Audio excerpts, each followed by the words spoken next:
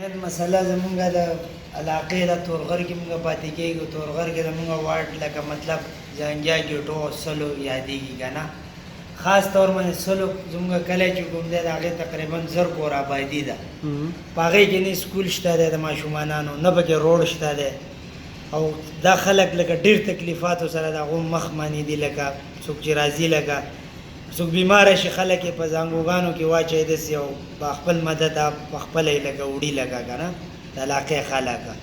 او څه قسم لکه یو سهولت هلته نشته دی د بچو د اسپتال د ډسپنسرۍ، لکه بالکل لکه زه وایم چې موږ په 18مه صدۍ کې یو چېرته که نه، نو او نو ته روډ شته دی. دې وخت سره د حکومت هم د عمران خان راغلی د پی ټي آی، نو زموږ خوړه کې دا وه چې بهی هغه به د دې علاقې سره خصوصي خیبر پښتونخوا کې چې کوم ټوټل ایریاګانې دي دې کې به هغو خصوصي کاوشونه وکړي که نه، لکه دغه کوي به نه.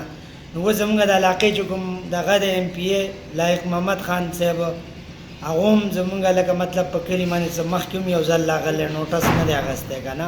او زرین ګل لیرونه و هغو پرې ډېر وخت دغه کړلی، تېر شوي دي، لکه ډېر پیرې هغو مخکې یو نمروز خان راغلی و، هغه خیر د هغه ټایم کې خو هغه علاقه ضلع شوې وه که نه. ولې بقایا چا هم زموږ دې کلي ته دې علاقې ته لکه کوم زموږ کلی سلو چې دی هغې باره کې چا څه نه دي کړي که نه. بیا وروستو د علاقه خو دغه وه د ټربل ایریا و، هغې نه وروستو 2012 کې ضلع شو. هغه ضلعې نه وروستو بیا چې کله د بلیاتي الیکشن وشو، هغو نه زموږ ډېر امیدونه وابسته وو چې بهی دو به موږ له څه وکړي د کلي دپاره. ولې هغه هم دقه شانتې چا هم څه ونه کړه. هغه وخت 4 کاله پوره شو او بیا زموږ علاقه لکه نظراندازه شو زموږ کلی.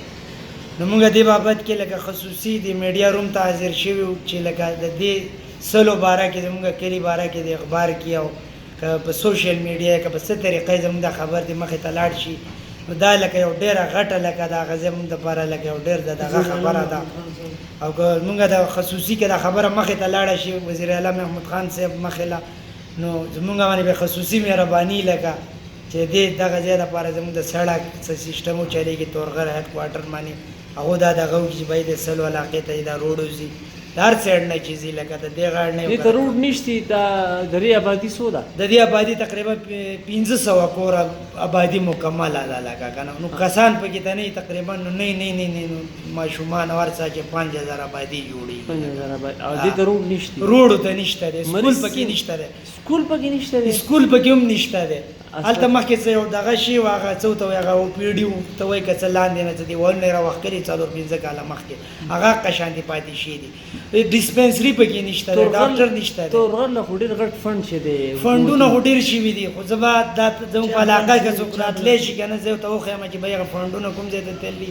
زموږ په کلي کې ورته زه وښیم بهی چې هغه فنډ څه ځای کې لګېدل دی او په څه دغه باندې تل دی. هېڅ شی مونږ نه دی لیدلی. زموږ په کلي کې هغه فنډونه مونږ له نه دي په کار، خو مونږ له نغد کار وشي. زه وایم چې لکه څه وشي، لکه فنډونو سره مونږ او د دې سره زمونږ یو دغه نشته دی. هغه فنډ چې کوم راغلي هغه خو هم دغه ترقیاتي کارونه لري.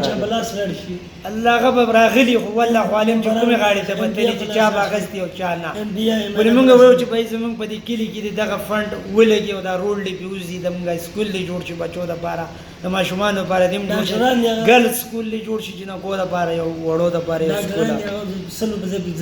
هغه خو دغه میډیکل پریکټیسران دي لکه 200 روپۍ دی.